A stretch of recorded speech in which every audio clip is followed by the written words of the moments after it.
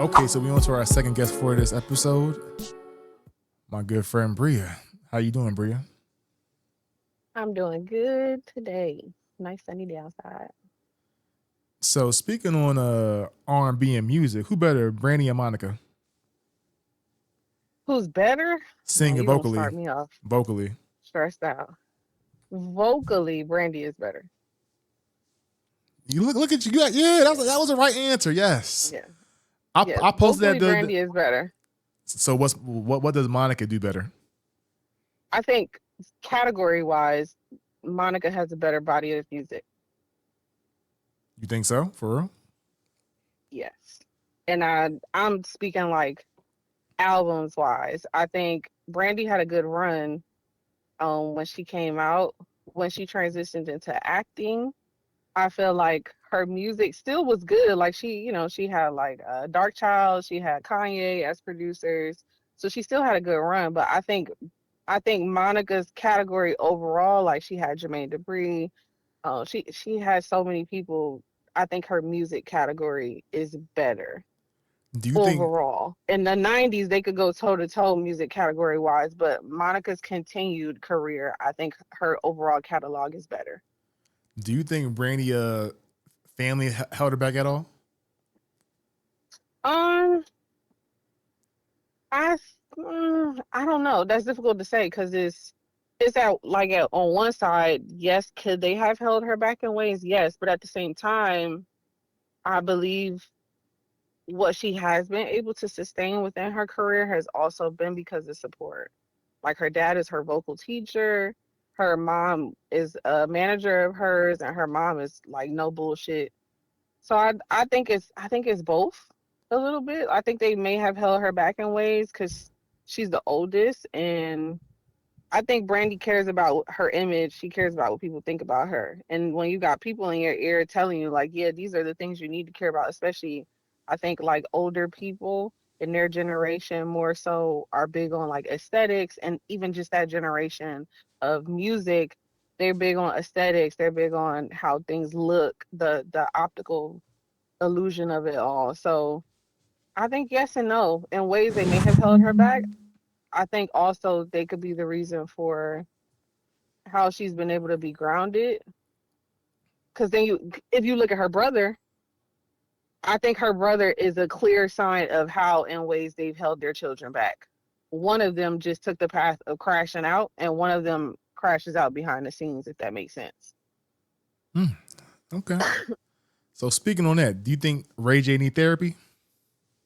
Hell fucking yeah. That man is it's not wrong with him. Yeah, he need help. He need help. I think too for Ray J is I think therapy would help, but I think he needs a better support system. Like I just think he needs overall support. And I think therapists can be a part of your support system, but I think he needs a better team of people around him, a better circle of people around him. I think Brandy as the oldest was like able more to follow suit. The oldest kind of follow suit more, where it's like they pay attention to what the parents said. They try to uphold that. They a little bossy, try to be a next parent versus the younger sibling. It's just the two of them. It's like the younger sibling is the one that usually like they do what the hell they want. They might have a different dream or a different vision for how they want their life to look, and you got the parents and the oldest, and they face like no, you need to do it this way. You need to do it this way. I think when you have a recipe for that, like it creates Ray J. If he would have had a better support system overall, I think his life and his behavior would look different. That's true, but I also feel like he a grown ass man. We all got choices, you know. I think I he, agree with that. yeah, I think he just, I think it's hard when you have a older sibling that is like so famous, and you just not say he was in a shadow, but he has been trying to go on Hmm. that same level, and people were just never going to put him on that level, and that's kind of hard, especially when you're trying to prove yourself. I agree with that too, which is also why I say like I think he needed a better support system because if he would have had people in his corner, like say for example, you got like Beyonce and Solange, their mom was able to recognize that like because of the superstardom and how fast it came up for Beyonce and for Destiny's Child's success, her mom was like, I put Solange in therapy. Like So she paid attention to the signs. She looked out for her daughter, and she put both of them in therapy to make sure that they were both mentally sound, to make sure they were able to stay humble. It's like that's the type of people you want in your corner, support system wise. If she realized she couldn't do for her daughter in that sense, or if because of time management for one child, she realized she couldn't really pour into her child mentally the way that she would be able to if she was just like a working mom or a stay-at-home mom, without fame and celebrity of her child's career, I think she would have been able to, pour into her child or whatever the case may be as far as Solange goes. But because she recognized that, like, Solange maybe is not in the same amount of danger that Beyonce is in, as far as you got like predators in the industry, you got people that want to prey on your child, people who want to take advantage career wise. It's like you probably feel like in a moment I have to be more attentive to this person. However, I am still a mother of this child too, and I need to make sure she's just as good. And where I lack, I'm going to outsource. So it's like Ray J maybe didn't, I don't know all their business. Maybe he was in therapy at one point, but that's why I say therapy definitely could have worked for him. But I think it's also a matter of support system, because I think in Ray J's case, when you have the people closest to you and you feeling like they don't care about you, how are you supposed to rightfully function in therapy, if that makes sense? Like, how can you really understand that, like, okay, they're doing this because they care about me versus, oh, they're just doing this because they want to control me more. Like, if that makes sense. Like, I feel like there was a lack of So control maybe in Ray J's life, and that's why he acting the way he act now. so how do you handle that with your kids? As far as what specifically? Like mental, like having two kids and Be able equally parenting both of them? parenting them, giving them equal support, because maybe one parent might give one kid more, I don't say favoritism support than the other, but how do you pour into each kid equally? Is that even possible? I feel like equally wouldn't necessarily be the word, because one child may actually need more than the other. Like, my kids need me in different ways, if that makes sense. So I would say the most important thing as a parent is paying attention to each child and seeing how they individually show up as, and then you can kind of cater to that. As a parent, you have your own way of going into, or maybe you don't, maybe you're completely clueless. I think for me, I always knew I was going to be a parent. So for me, I also have a good foundation of parenting, Quick stop. At what and age do you support. know you want to be a parent? At what age do you decide that? I can't say it's a specific age. It's more of a feeling. Like, I've always known that I would be a parent, and specifically, I always knew I would have a little girl. And when I talk to my husband, I tell him all the time, like, after we had our daughter, which is my firstborn, after we had her, I was like, what's crazy? She's now approaching like 5 years old, say for example. I think it was 4 or 5, but once she started approaching that age, I was like, I saw my life up to this point as a mother of a daughter. I never saw past this. I had like dreams. I had like daydreams too, just imaginative thoughts of like myself as a mother and holding hands with like just a little brown girl and wearing pink, and not in like a sexist kind of way, but just like that was the representation in my dream of like this is a little girl. Mm-hmm. And us holding her, being a toddler, and us walking hand in hand and playing. I never saw her face. I never even really saw my face. It was kind of like one of those dreams, but I just always knew, feeling wise. And then as I became older, I guess maybe like as a teenager, when you would have like in your mind, they're random ass dreams. Once you get older and like the moment shows up, that's when you're like, huh, this looks like this dream that I had. So I always knew that. And then when I had her and she started approaching 4, I was like, wow, that's crazy. I never really saw life past the point of that dream. Excuse me. I never saw life past the point of that dream. So it's definitely interesting. I just feeling wise always knew. I come from a big family. My maiden name is Brown. There's a lot of us. Both of my grandmas have a lot of siblings. So I have a lot of cousins. I have a lot of uncles, aunts. I just always knew I would have my own family of like, a little team, a little team of Brias. I always knew I would have. So We do not once need now that. that I'm We an don't adult, need no little team of Brias. We don't need that. We don't need that's crazy. I feel like the world would be a better place I don't know. We'll discuss that if there later. was another me. Okay, so But yeah, I always knew, and I think when it comes to parenting kids, you really got to pay attention to each child. My children have different needs. They're also at different ages, so I have to recognize psychologically what they're going through. What like it's like a I think it's like an age boom, they call it, when they go through different stages and what they're experiencing as a child at this age, like cognitively, what's normal. I mhm. have to pay attention to that for my 7 year old. I also have to pay attention to that for my 4 year old, as well as their individual personalities. Their personalities are so big, and I knew my kids' personalities as soon as they were babies. Like, not directly after I had them, but once they start getting a little bigger, like 4 months, 5 months, 6 months, and forward. Before they turn one, I already knew their personalities. Hmm. Don't ask me how. I just knew. And, Oh, and now that they're older, I was spot on. so my final question about your kids is that are you the same mom you picture you was going to be when you was younger? No. So it's funny you say that. I didn't necessarily picture what specific type of mom I would be. I only say that because, like, you have an idea of, like, oh, I'm gonna be a fun parent or something like that. But those are very basic, very general. You don't really know what type of parent you're gonna be until you are a parent.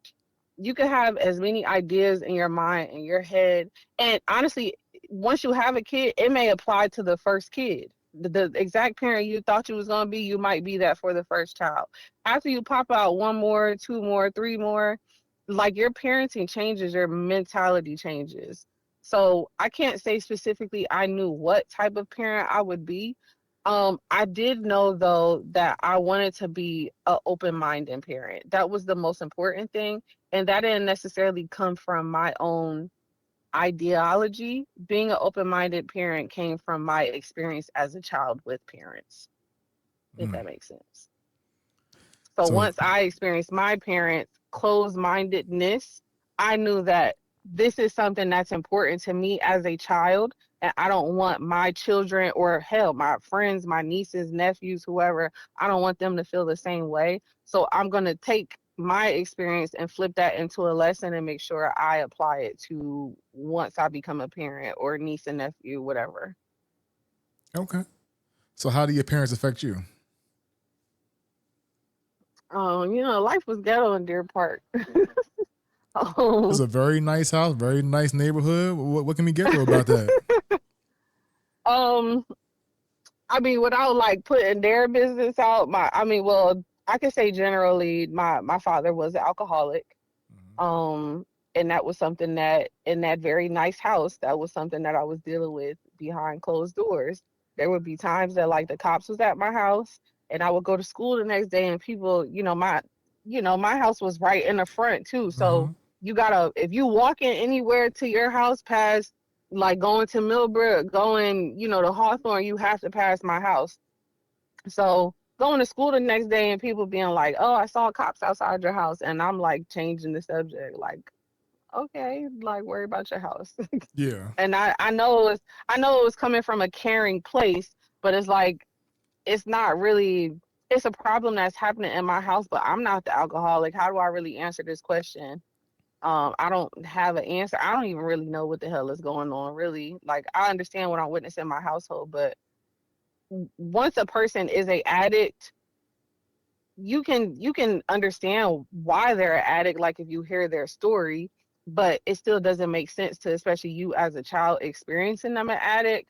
You go through your own things psychologically, like, why is uh um me being your child, why am I not enough to break this cycle, or whatever the case may be. So it's like, Mm. somebody asking something as simple as, "I saw cops outside your house, is everything okay?" That's not just an easy question for you to answer. So much shit going through your head that, okay, now I'm gonna just change the subject, because it's not just a simple yes or no answer for me. So yeah, it's like, that's something I was going through in my household. I don't personally feel like my parents' marriage is the idea of a marriage that I would want to replicate, like, without sounding Quick, quick, disrespectful. quick, quick sidebar. At what age did you realize that? Like, as far as their marriage, or that my dad was alcoholic. we're past that. At what part did you realize that your parents' relationship wasn't the ideal relationship? It's so funny you say that because I'm super observant. I've been observant all my life. And before we even moved to South Jersey, like growing up in Trenton, I didn't have no clue or idea of any of my parents' like problems. I didn't have any clue. Like apparently my dad was has been struggling with alcoholism all his life. And I knew that my grandfather, his father was also an alcoholic. But I knew that he was in the war. Like I knew that, from his generation, a lot of them were drunks. That just was kind of normal. So I never knew that my dad had a drinking problem before I was born because from the time I was a toddler up until we moved to South Jersey, he had been sober. So I didn't know about that past version of him. But I knew with my parents, I don't know. I'm real like I just pay attention to stuff. I remember when my quick story, I remember when my dad proposed to my mom. It was when we were still living in Trenton and I was a little girl, so I didn't even hit double digits yet. And we were at a cookout at my aunt's house on my mom's side of the family. And I was sleeping on the couch and she woke me up. She was like, Bria, wake up. Your dad's about to propose to your mom. And I was like, why? And this was before I ever knew anything. Damn. This is before I ever knew any problems. It didn't make sense to me. I was like, why? I knew us as a family, but I didn't know my parents as a couple. Even though they were a couple, like we lived in the same house together, Mm. like we did a lot of family activities, but my parents weren't like lovey-dovey versus what you see on TV or even what you see maybe with other family members. Like I didn't see my parents be a loving couple. So them getting married to me didn't make sense.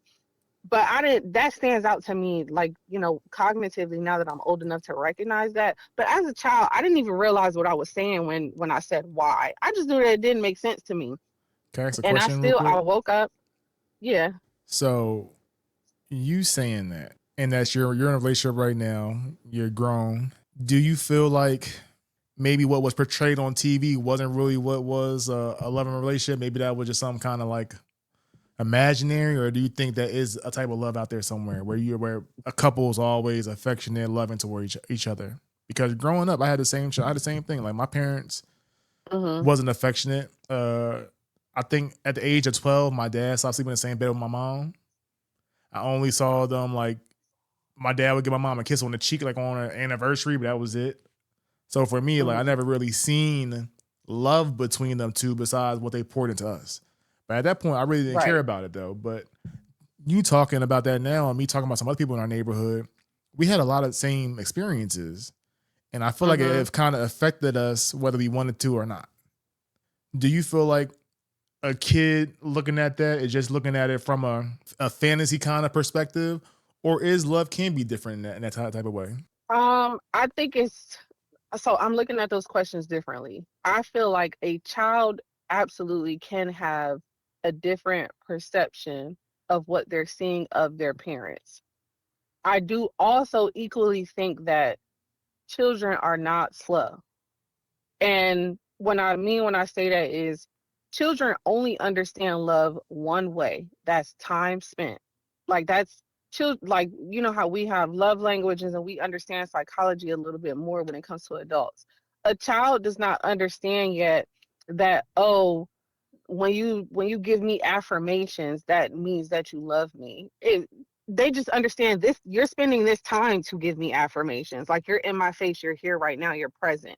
That's how children understand love. So if I understand love by, like in my experience, my dad spent the most time with me and my mom was probably less present as a parent than my dad, but not because she wasn't focused on parenting us. That's just the I understand that's the roles that they chose. My mom, they both worked equally. My dad got off of work earlier than my mom because he went to work earlier than my mom. So he picked me up from school. I spent time with him after school until she got off of work. And then she came off of work, went to the grocery store, came home, cooked. And then I have a little brother. She was getting him ready. I have an older sister. She get her prepared, get me prepared for bed. So that's just the roles that they had. While my mom was cooking, my dad kept us out of her face and out of her way. And for me, that's time spent. So it's like, as I'm talking, I don't want to give the impression that like my mom wasn't a present mom.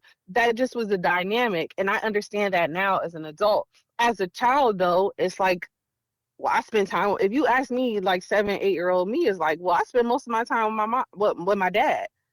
You know, my mom can hear that and be offended by that. But I understand as an adult now that like, no, it's not that she wasn't present. I understand now too as a parent when I'm cooking, if I'm in the kitchen or even if my husband is cooking, I want to keep my children away from him because he's trying to focus on cooking. If I'm cooking, I want him to keep the kids away from me. So the kids, they're spending time with their dad. So I think there's a duality moment there. Um, I do, to your second question, I do also feel like when kids see stuff, media wise, I do think that that can play a part. However, again, me being a person, I've always had a sense of understanding because of my dad and because of just the way that my brain is wired. I think also growing up in the city, I do feel like city kids are different than suburban raised kids. So you just kind of have a different sense of survival that I think suburban kids don't necessarily grow up with. Not right off the bat, if that makes sense. So for me, I've always been super observant. It's like I'm not just witnessing, like stuff on TV, especially not for us growing up in the 90s. The shit that we saw on TV was wild. It wasn't child appropriate at all. But I saw so many different examples of what love looks like. And I also saw a lot of Black love. Growing up, learning about our history, learning about civil rights, learning about how Black communities rallied together and had each other's back. It's not just my parents. I've seen multiple examples of different forms of affection. I understand affection doesn't look one way. So for me, I didn't see any affection between them.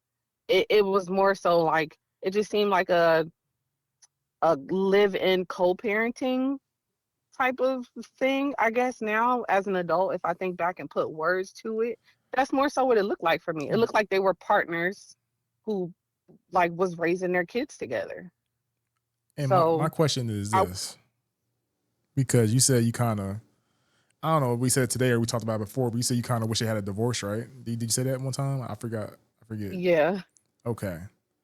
So I remember my mom, when she found out my dad was cheating on her, I was like, man, I said, why don't you just divorce him?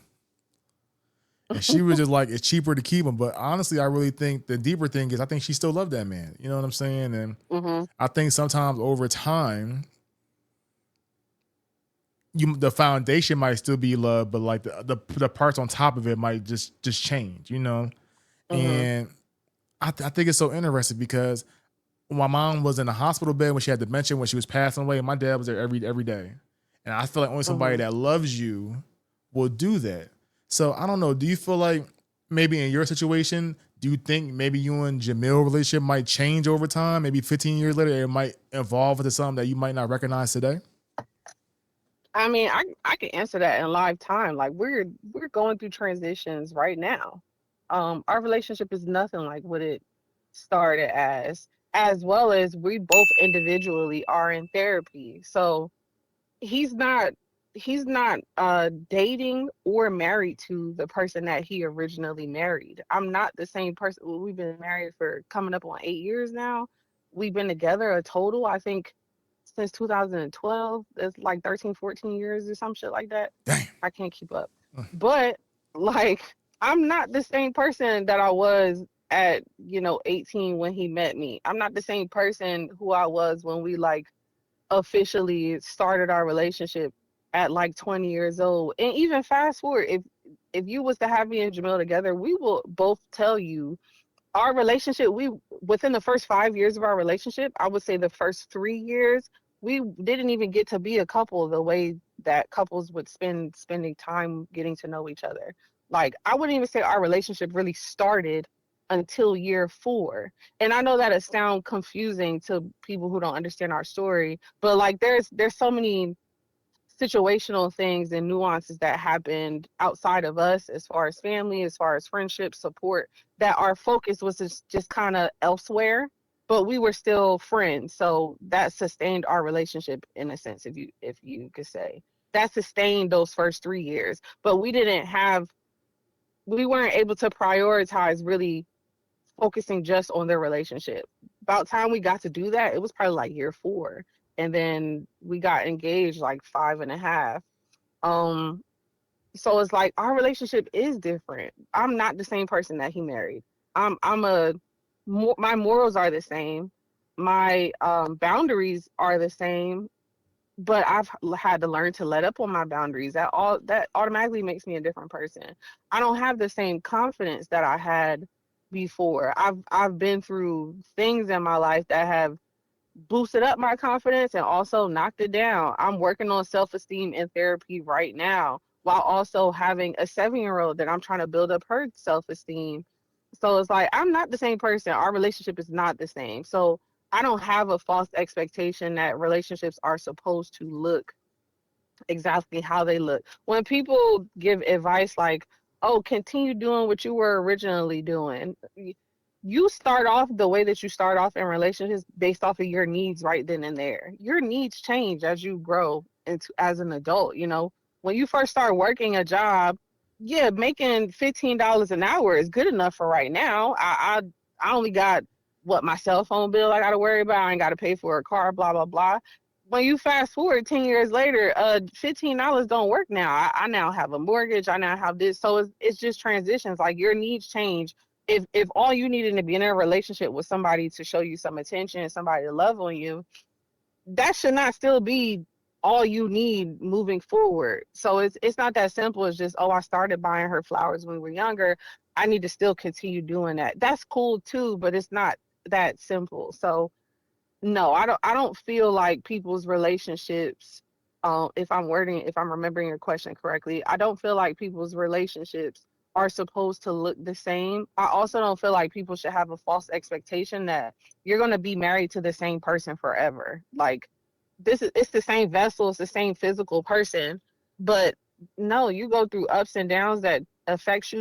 You go through experiences in life. Our experiences shift our reality. And if my experience changes, if it's something traumatic or if it's something amazing, it's still going to shift who I am as a person. It's going to have an effect on me. And especially if you're a conscious individual. I'm a very conscious individual. I'm very like meticulous as far as being intentional about my life and how I want it to look, how I want to see the world, how I want to teach my children. So I don't have the ability to just be like off in la la land. Once I learn something, like God holds me accountable to that. That's a part of my story, my journey. So no, I'm not the same woman that he married, and he's not the same man that I married. We're seeing two new versions of each other right now, Can I ask you a and it's like question? that's a rough spot in a marriage. But you got to figure out how to work through it. Can I ask you a question? It is not about your relationship right now, but just Mhm. you, but just you and your morals.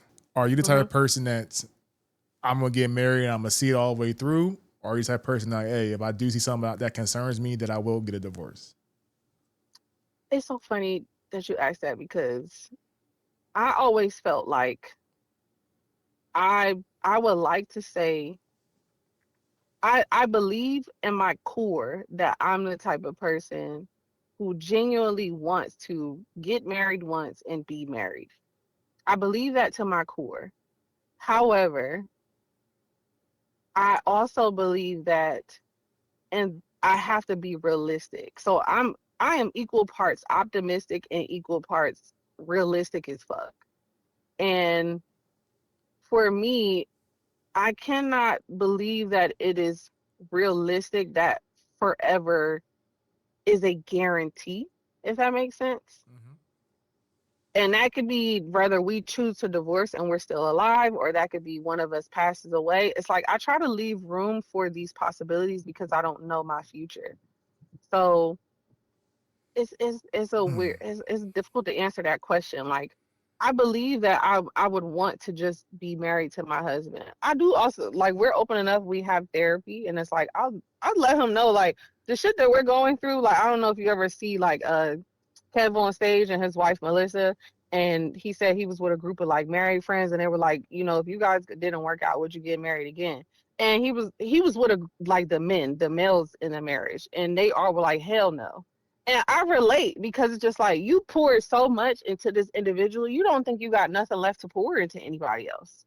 Like mentally, I'm exhausted. I done been through too much shit with this person. I don't physically or mentally think I have the ability to give that much effort and energy into another person. And it's crazy. You know how I relate to that? I don't even relate to that by marriage. I relate to that by my dad being an alcoholic. Like I that exhausted so much energy from me that I don't have the patience to deal with another alcoholic. And that includes my husband. So it's like, yeah, this is the person I chose. This is my for better or for worse. At the same time, if he decides to jump into alcoholism, if he decides that that is his drug of choice and he ends up getting addicted to that, I don't know that I could be the same supportive wife because I already have a biased experience with alcoholism. So I can't say that like I would love to believe that this is my forever. At the same time, I am very realistic, and it's like I'm just gonna work. I'm not even gonna focus on if this is my forever. I'm just gonna work on it right now because this is my right now. So I'm just gonna focus on this right now. If it leads to us being able to work through it, perfect. If it leads to us not being able to work through it, I would hope that we're able to make a healthy exit because we're still co-parents at the end of the day. Like we're family forever. That's we don't have no say so on that. Forever we're family. I'm annoying as hell. It's no way as hell that we could be divorced and just be like them strict ass co-parents and parents. No, like we still need to go on family trips. We still need to, do all the things because my children deserve that. It's not their fault we divorced.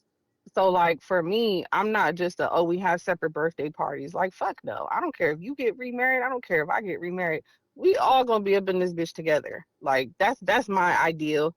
And I don't care who got a problem with it. We're going to figure out how to get it together. Kind of like Kayla was saying, in our last episode. We all need to figure out how to get it together because we are these children's support system. So, yeah, I would like to believe that we are forever. And I strive for that. That is my goal. I'm super realistic, though, too. And there's too many examples of people in this world that show me that anything can happen. Whether it be our choice that it happens through divorce or whether it be death. Like, I drive to work, he drive to work. Anything can happen to either one of us. And do I just go on and be like, oh, I was married once. I don't feel like getting married again. Like I don't know. So I'm just gonna focus on right now. Right now, this is what it is. Right now I am married. I very much have a husband and we very much gonna figure it the fuck out. All If we right. cross that bridge when we get to it, then we'll tackle that then. But that's not our then. We're in right now. All right. So this is my last question for you, Bria. And I'm gonna stir the pot. What is your issue with mama boys? What's your issue with that? And if I don't yeah, you do. I don't have an issue. So me and Bria. So if y'all don't know, I'm contemplating doing therapy. I'm getting closer to doing therapy. And the only reason I'm thinking about doing therapy is because I want to exhaust all options before I finally make my final decision on how I want to move about certain things. And me and Bria was talking a little bit earlier about parenting, about how our parents had different kids at different time periods, so they might treat one kid a little bit better, one kid a little bit more worse. It depends on what time period they fall in, right? And she told me like your older brother is still trying to impress your mom, and you don't understand why. Is that correct? I want to I miss. don't. Okay, Yeah, I'm I gonna don't get it. misinterpret you. And then I, He wants her approval. okay. And then I just got. Then Bria just left her son, who was trying to get on her, and she like, why And are you he's a so clingy? stalker. And I don't understand. I was a mama boy growing up, and as I was telling Bria, a boy first love is his mom. The first person you try to impress is your mom. And if your mother isn't really giving you the attention or affection you need back, you gonna seek that, and it's going to affect you throughout your life. And I don't think certain parents, whether it's the father or mother, really realize that. Because me growing Hmm. up, I really didn't care about. I thought my dad was cool, but my mom was fun. If that makes sense. So yeah, Hmm. I would go see I would watch the Bernie Mac show with my dad for half an hour, but I'll be with my mom all day. And also, my dad was kind of like, "Hey, like, go with your mom." It was like he was like, "All right, just fit 30 minutes up, go with your mom," kind of thing. Not that he was doing it purposely, but he like, I'm like, I gotta, Hmm. I'm gonna watch some grown movies in here type. Not pornos, but like, you know, rated R movies. And I'll be with my mom all day, and she never made me feel like she didn't want me around. Mind you, I'm pretty sure I know the hell out of her. I'm pretty sure she did feel like, yo, can I get a minute to myself? But for me, it was just like, that was something I always wanted the approval of, even when she passed away. So for me, why do you think that's an issue? I don't feel like it's an issue, and this is your perspective. Mm-hmm. For me, it doesn't matter if it's my son or my daughter because I have one of each. N- for people who really know me, I am such an individual, and it's funny because when I first started couples therapy, she gave us a packet, and a part of that packet was like, it was asking you about your parental father figure and your parental mother figure, whether it be biological or not. Who are your mother and father figures? And one of the questions, or two, because it asks about each individual person. So two questions. The one was, um, how did you seek approval? It was something like that. How did you seek approval from your mother figure? How did you seek approval from your father figure? Or in what way? Something to that wording. Do you know that was the last question that I answered in that packet, and that was not the last question in the packet. That was like question number 5 and 6 out of a packet of like 15 questions. I skipped that question because I didn't have an answer. And you know, as children, you remembered a certain side of the story. Your parents remember a certain side of the story. So what do? I go to Brenda and Curly and I say, hey, do you guys remember a time in my life as a child or as a teenager where it ever seems as though I was seeking your approval? My mom immediately was like, no, I don't remember nothing. My dad, though, was the person that I spent the most time with. So he's the one, if either of them had an answer, I expected it to be him. He sat there, he thought about it for like 5 minutes, and he was like, no, I don't really remember you ever being, because like I said, when you pay attention to your children, my mom has 4 children, including me and my brother, and then my dad has 6 kids, including me and my brother. We're their only 2 kids together. So there's 8 of us total as far as my siblings go. So out of all of their kids combined or different, they go through the motions like, I remember this one time, but it's like, no, that wasn't Bria. That might have been a different daughter, or that might have been, blah, blah, blah. My dad was like, no, you've never really been the type to seek approval. So for me, I'm also kind of parenting that way. And I don't want it to get it confused with like time spent. I value my time and I also value my children's time. That's something that's like the struggle between Bria the individual and Bria the mom, as well as Bria the wife. These are 3 different people. Um Quick sidebar. I Hold am on. Quick, I don't want to lose you. Lose my point. So, mhm. but you was a daddy's girl, correct? I was a daddy's girl, yes. So you like spending time with him. So you, but before whatever happened between y'all, where you kind of grew out of it, you made it a point to pretty much, I'm assuming, be by your dad hip, correct? No. Oh, so even though you was a daddy's girl, you still wanted your own space. I still had a lot of individual time. I still had a lot of family Mm. time. Like I had equal, I learned balance. I liked to spend time with myself. I had a big ass room, and Trent, me and my sister we had an attic room. So my sister being 5 years older than me, she wasn't always there. She was on a drill team. She had after school activities. Because my dad is not her dad. So her activities look different than mine. My dad kind of sheltered me protection wise based off of his trauma. My sister had a little bit more freedom because my mom also grew up with freedom. So she raised her child and she raised her children more freely. If my dad wasn't present in my life, I probably would have had just as much freedom as my sister and my brother did. But my dad was the one who kind of shielded and sheltered me and my little brother. So I had a lot of individual time. I had toys. I had all of the Russell figures. I had all of the Barbie dolls. I had all of the baby dolls, the ones that they had, you tilt their head back and the eyes closed. I had all of that shit. I was an imaginative kid. So I was able to spend time with myself. When my sister came home, we would play Uno, we played goldfish, and then she go on about her business. Um, when my little brother was born, I played with him. I still went on about my business. I also have a big ass family. So when I wasn't spending time with my dad, when I wasn't spending time with myself, now my cousins is over. I had a good equal balance of like time spent with myself and everybody. So I still strive to keep that balance as an adult, as a wife, as a mom, and as an individual. Like I had a foundation for that.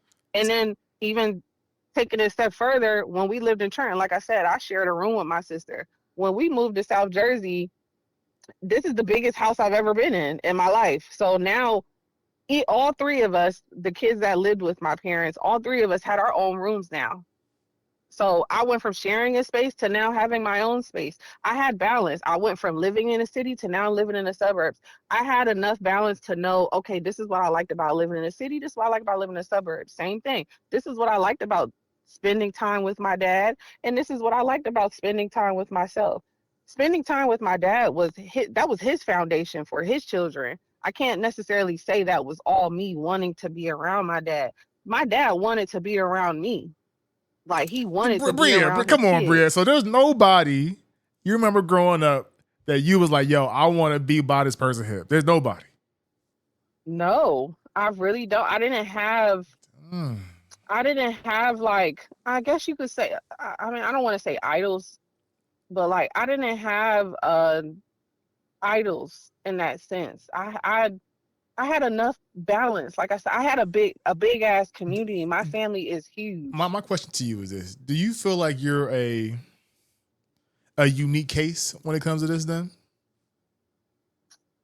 Um, because not too many people have nobody they idolize from a growing up. humility from a humility standpoint, like trying to be humble, no, I don't think I'm special. Like I'm one drop in the human pool, in the human, pool. I myself, DNA wise, I'm unique, but like I'm sure there's multiple people out there like me. As far as my immediate like access to people, I would say I recognize through having conversations with people that I have a unique experience compared to theirs. But I mean, I stay in Jersey all my life. I haven't been to California to meet somebody who maybe had the same experience as me. Better I don't know. question: are you and your siblings on both sides? Are any of y'all similar? In ways, but no, none of them are exactly like me. All Like right, none of us are that similar. do you No, think you're the black sheep of your family? no, Okay. no. My brother think he the black sheep. No, I ain't who your bro. I was talking about what did you think? What did you think growing up? We on you. No, I don't feel. I felt super loved growing up. Like I don't. And when I say black Shit didn't sheep, change for me until I moved to South Jersey. Like no, I don't feel so special that I'm isolated to like unique experience. Like no, I don't feel that when way. I say so not unique. I'm talking about you yourself. Do you feel like you're just a unique personality amongst the pool of y'all? Is what I'm saying. Like, because for me, I don't. I'm trying to figure out like what shaped that personality. If you don't have no idols, if you know you go to like I like what shaped Bria. Do you? What was your first memory? My oldest, I don't know if it's my first, but my oldest memory I remember is I used to have. Remember back in the day, those toys that was like it was like a horse. It had a horse head on the front of it, but it was really just a stick, Yeah. and you would ride around like pretending you're riding a horse. This is my oldest memory, and when I shared that memory with my aunt and my mom, they were like, "You were 3 years old. How do you remember that?" But I remember being in my room in that attic room in Trenton on Greenwood on my little horse. My sister wasn't in the room, or if she was, I don't remember. She not in the memory. But I used to be around that room just playing. I was just playing by myself. I was playing hiding behind the dresser. I parked my horse next to the dresser. I pretended it was drinking water.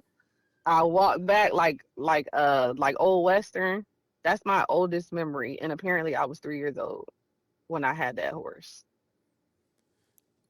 That's Okay. that's my oldest memory. It's my by myself is my oldest memory. So, okay, I'm trying. So the question I'm really trying to get to is what shaped you. Like what I don't know. Like how did you become you?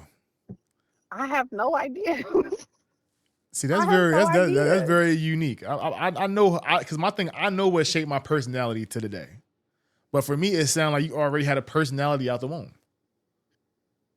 And I mean, I feel the same way with my kids though. Like birthing children and watching them, I saw them like as babies. I saw them for who they are. And my job as their parent is to mold them for who they are. I'm not trying to mold them into me. I'm not trying to mold them into their dad. I'm not trying to mold them like a child that like a niece or nephew that I spent time with that's older than them. I see my children for who they are. It's my job as a responsible parent to mold them into who they are supposed to be. I'm of the belief that my children are not mine. They're not my property. I'm the vessel that brought them into this world, and it's my responsibility because it was my choice to bring them into this world. It's my responsibility to make sure that they are whole and happy individuals and show up as who they are. It's not my choice as who they choose to become. And I feel like that's the open-mindedness part of like being around closed-minded parents. And it's funny, I feel like my dad was a progressive parent actually. I didn't have the terminology and he didn't have the terminology, but now that I know a little more, my dad was very much a progressive parent. Yes, I got my ass whipped when I was little, but I did not get my ass whipped how people be explaining to me they got their ass whipped. That was not my reality. But I mean, them ass whippings was enough. Like they was pertinent enough to me that it felt like a lot, but that wasn't the actual reality. So I don't know. I don't have any like of like things shaping my personality outside of like survival, So you like don't see. learning Okay, how to move in the world. Personality wise, I don't have anything that I remember that shape. I feel like I've always been this way. nobody ever tried you before. Like, I feel like everybody has a moment where they're like, you know what, I have to make a Hell choice. yeah, I've been tried. I grew up in trying. I've been tried plenty of Okay, so times. that probably shaped you. Okay, I'm And trying to just then get some moving shit. to Willenboro, like I'm moving to Willenboro. It's like people from here. I'm not just dealing with all kids that was born in Trenton. It's people from Philly. It's people from North. It's people from cities I ain't never fucking heard of. And then my grandma used to live in South Carolina, so we used to visit her every summer. So now I'm also gaining experience in another state with kids from this region, these country ass kids. And I would come back here and they'd be like, "Why you sound country?" I didn't realize I sound country. I guess it was going to South Carolina all them times. So it's like I don't have something. My personality has always been my personality. When I sit and I would have no way of knowing that. People have to tell me that. When we go, like we went to Georgia for Thanksgiving last year. My aunt, my mom's twin sister, my aunt sat at the table with my husband and told him, Bria has always been this way. I have to rely on people to tell me that I've always been this way. Because my memory could be skewed. I don't know. This could just be my memory, but when I talk to my elders, my aunts, the people who raised me, my grandma, um, my one grandma who spent a lot of time with me, watching me as a child, they say I have always been this way. Is there Like I've always had a anybody, personality. aunt and grandma, that you can kind of be like, I can see it? She probably was like me back in the day. I believe that's my grandma. I think we all foundationally, all my grandma's kids and grandkids, I think we all have a bit of her, but specifically the women. I come from a very matriarchal family. Um, the men in my family are important, but they don't have the same like respectability politics, I guess you could say, in my family as the women in my family. What you And mean by even though the respectability? men, Explain that. so like, you know how like I guess when you think of foundationally, like what you may be taught from, I know for you and me, we have older parents. So my parents are 68, both of them are 68. Me only being 33, they're older for me, but like I'm the baby girl of the family. I have siblings who are almost 50. So my parents kind of raised me in a sense, or my dad as a Christian and as a male from his generation born in the 1950s, there's a respectability politic that they played or that they grew up in that they kind of taught to us. So like head of the household type things or man is the leader of the house and blah blah blah. You I could get you. count I it get as you. kind of Christian, Yeah, respect the the respect the will woman, policy, or just family. the woman was running was Like running the follow show. is a follow suit. Yeah, in my family, so my grandma, I'm speaking of my maternal grandma, my mom's mom. She is one of, I think, 11 or 12, and there's only three girls. The rest of them are all dudes. My grandma is the third oldest of her siblings. She played a large part in keeping her family together as far as her siblings go and their kids. My grandma, my great uncles and great aunts and my grandma, they were born in South Carolina. They migrated to Jersey. And a part of that was, even though she wasn't the first person to migrate to Jersey, when one of her siblings migrated to Jersey, a lot of them followed her. So I'm not saying my grandma was the matriarch of my whole family, because obviously she's my grandma, and then my cousins, they have their grandfathers. That's, for them, that's probably the most important person in their lineage trickling down. But if you talk to their grandfather, if you talk to their grandmother, they would have a story about my grandma because she's the one who kept everybody together. She was the camaraderie person. She had the block parties and the cookouts and made sure all of her family stayed together, Okay. even when they migrated from South Carolina to Trenton. So I have that. I I have that same, like, that strength. You know how much strength it is. My grandma was born in 1928. The amount of strength to go from living down south, fighting off white people, keeping your family together, and then your sibling decides to migrate, and then you have to keep them together too. Like, she took on that responsibility. She was the mom on the block that, like, took on other people's kids and had people from the neighborhood come into her house. Like, she was that. I didn't necessarily experience it the same way that, like, my older cousins or even my siblings may have experienced. By the time I got here, my grandma was here for 2 years, and then she moved back to South Carolina to help her sister raise her grandchildren because my cousin passed away in the military, and now she had two children. So she helped my aunt raise her grandkids. So my experience of my grandma is going back to South Carolina. I don't have the experience of my grandma in Trenton, but from what I hear and from what like what she's told me herself before she passed away, and from what other people tell me about my grandma, she was amazing and she was a boss, and not a boss in like a financial way. She was a boss, and like, my grandma ain't play that shit. Like, she was sweet, she was nice. I always say Libras. I love Libras. My grandma is a Libra, and October Libra, and she didn't really play that, but she kept everybody together. She loved like, she had a personality where she loved camaraderie. She loved family and community, and I have that. Like, that was passed down to me. I don't know. I can't speak about my sister or my other family members if they feel it the same exact way that I feel it, but I definitely have that, and I got that from her.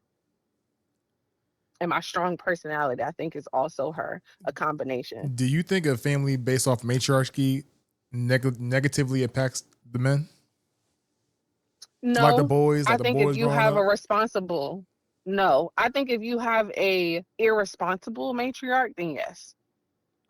If you have a responsible matriarch that understands, first of all, that just understands people, like, despite male female, I know that that plays a part, but like, male female, what makes us different? Like, I can have kids and you can't.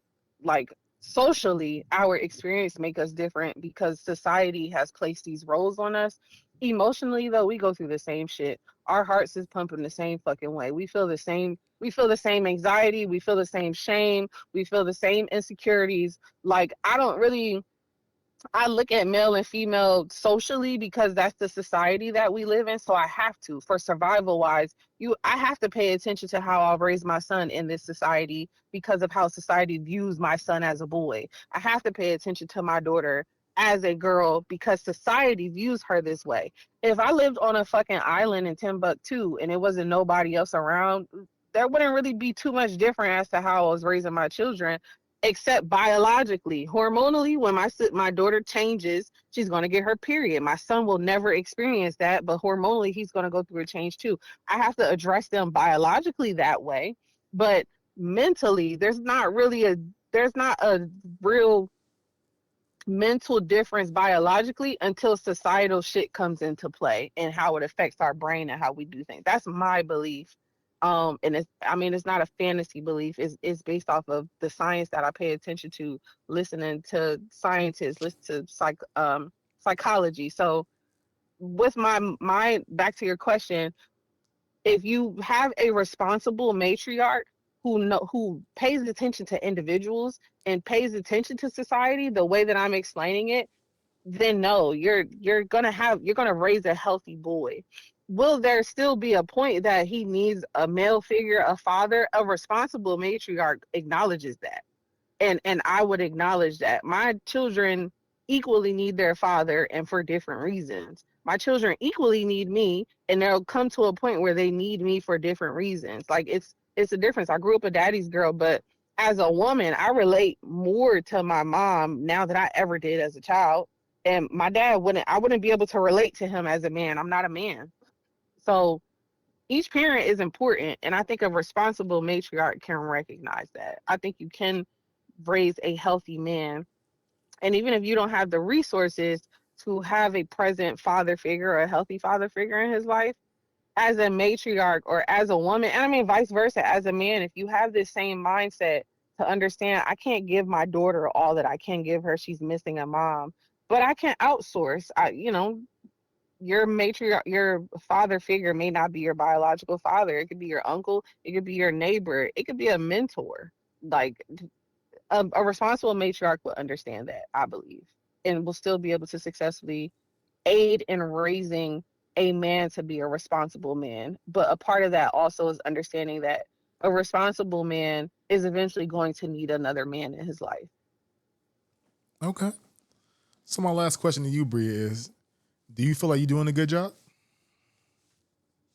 In life or as as a a parent, parent? like what? We're talking about as a parent right now. We're talking about you raising your Um, kid. You think you're doing a good job at oh how you raising Lord, your kids? you might gotta ask my therapist that question. That's something that we are literally working on right now. I think that I'm a good enough parent. I um, respect that. I respect that honesty. Yeah. I think I'm a good enough parent. I feel like I'm so intentional and I'm so conscious about my decisions in parenting that I can do better, that there are ways that I can do better. At the same time, in therapy, learning to give yourself grace because you can't figure it all out. And I think all of us, being once children, when you have a parent, you want to do things different than what your parents did so that your child don't grow up in therapy talking about you. The reality is that can't happen. It's going to be something that my children can talk to a therapist about if they choose therapy. Like You don't think these I could kids are do the soft damn best that nowadays? I can do. I think some people kids soft. I think my kids are soft-ish, but I think they soft because they suburban kids. Like they're fucking raised in the What the suburbs. suburban kids I do anything? We can't. Well, My kids are so safe. Like I think it's a weird. Okay, I don't need nobody judging me for this. I talked to my therapist about it. Something about my kids feeling so safe bothers the fuck out of me, but the reality is that's what you want as a parent. You want your child to feel safe. The realistic part though is the world is not a safe place. So the fact that they're so safe and they don't have the same look left right, like pay attention when you my child was out.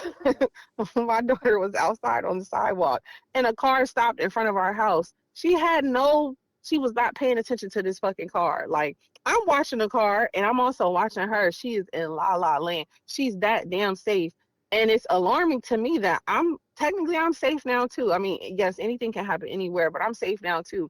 The fact that this car was in front of my house was fucking bothering me. It was bothering me. Why are you here? Like, pull off. And I do now, I do it too. I be driving, I might get a text message, I pull off in front of a house, stop, park, and somebody on the porch might be staring at me in the same way. So I'm not looking at them like they trying to do something shady. That's just mine. I can't help it. Like I can't help. I have to be that aware. My child is so safe that she's not naturally just aware of that. But then that's also personality. That's why I say my children are different. My son, He don't fuck with nobody. He don't fuck with the squirrels in the trees. Like, he looking at everybody left and right. A dog walk past the house. It could be a damn bull mastiff. It could be a damn chihuahua. He paying attention to everything. My daughter is just not like that though. But my son is still safe enough that, like, he still don't pay attention to things that I recognize I paid attention to things as a child. Growing up in a dangerous environment, like, even us, I'm talking about safe. I'm still in Trenton. I'm more safe than I am in fucking overseas in a third world country. There might be shit that them children pay attention to that I don't pay attention to, because that was never my reality. So that's just what I mean. Like, my kids, when I say suburban versus the city kid, it's just when you grow up in certain hyper active, like, environments, whether it be dangerous or whether it just be like you grow up in the city versus grow up in the country. It's fast paced in the city, it's slow paced in the country. Just certain things you pay attention to. A country person look at city people and be like, okay, they're not aware of this because they didn't grow up in the country. And the same thing, country person go, you hear stories, people from the South go to New York all the time and they be like, I can't live here. What the fuck? This is not what I thought it was gonna be, because that's just not what they used to. So when I say my children are safe, it's just like, they're exactly what I wanted them to be. And now that they're here existing and they're that, it bothers me. But I realize that's not a them problem, that's a me problem. So I don't project onto them. I take my ass to my therapist when I see her and I talk to her about it. Okay. Well, we're going to end it right here, Bria, because I want to talk about therapy, but we're going to go an hour now. So the next time we talk, I want to talk about therapy. But no, I thought it was a really good conversation, and I appreciate you coming on. Any last words before I let you go? No, don't be judging me, y'all. I do put hands on people. Shout out to Traven.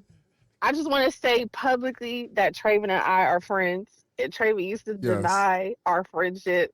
We're friends now. No. We've been friends. I used to deny you saying We're baby friends. grizzly. You saying I denied your nickname. I forced myself on you, which is a flip for me, because people usually force themselves on me. Like, I'm not friendly. So a lot of my friends that I have are because they kind of just made me be like open to the receptive. I think you were probably the first person that I really forced myself on you, and I just did not leave you alone. And now we're friends. Yeah. No, that is true. That is true. I was like, why she keep calling me baby grizzly? And she kept hugging me. I'm like, get away from me. Baby G. But you have a name for everybody. That's what I love about you. All your nicknames, they solid. You a good nicknamer. I give you that. Thank you. If you ever need help naming your children, hit me up. I'm good at naming babies too. Okay. You help Kayla? No, Kayla already knew. Between her and her boyfriend, they already knew. But my coworker just had a baby and I named him, and I've only known her for less than a year. So that's now my official work godchild. Oh. Self-declared. Well, shout out to her. I named that baby. shout out to them. Well, again, Bria, I appreciate you, and thank you so much for coming on. If you don't mind me asking. No problem. Thanks for having me. Thank you for watching the video. If you like what you saw, please subscribe, like, comment, and share. We have similar videos above. For exclusive content, please follow our Patreon, which is patreon.com/BearviewMedia. See you next time. Peace.